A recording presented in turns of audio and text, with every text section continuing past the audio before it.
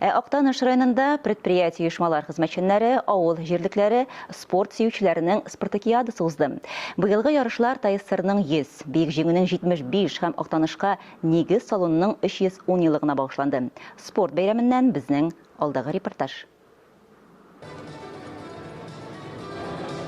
Спорт бәйрәмендә 1200 спорт сөюче катнашты. Район башлыгы 3нче урын ияләренә 30 мең, 2нче урынга 40 мең, ә 1нче урынны яулыган командага 50 мең сум күләмендә приз вәгъдә итеп куйган иде.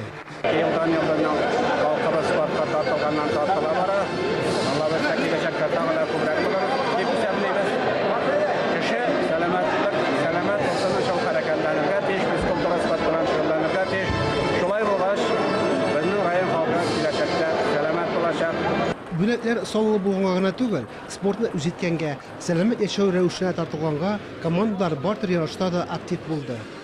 Мин 14 яшьтән шөгыльләнә башлаган идем. Мине 8 яшьтә зимгаган ишпен тренер. Егет кешегә көч кирәк. Башлаган күбрәк яшьләр күбрәк тартылсын бу спортка. Шуңа инде ул хәрәкәттә бәрәкәт, шуңа сәламәт булыгыз барыгызда. Барыгызга да физкультураны, спортны яратып яшәргә телим. Икешәр ир-егет һәм хатын-кыз шаңгы трассасында эстафетада узышты. Шорт-трек, гер күтәрү, теннис, бадминтон, кул көрәштерүдә көчләрен сынады. Без бүген дә тулы бер команда булып җыелып төштек.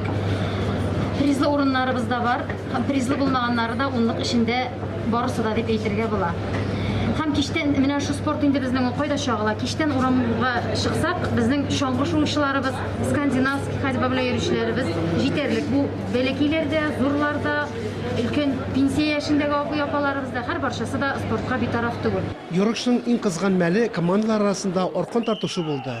Иң көчле ир-егетләр Актаныш баш авыл җирлегендә яши. Шулай ук үзәк хастаханә һәм спорт мәктәбендә эшли. Егетләрне кызларны гына кызларга тырышабыз. Мондый ярышларга безнең республика ярышларына йөргән егет кызларыбыз бар. Бик зур поддержка ясыйлар һәм чакырган вакытта ризалар, сөенеп риза булалар һәм бергәләшеп катнашып кайтабыз бу ярышларга. Бүгенге ярышларга да без үзебездә берлектә булган егет кызларны туплап килдек. Авыл җирлекләре арасында Киров командасы җиңү яулады.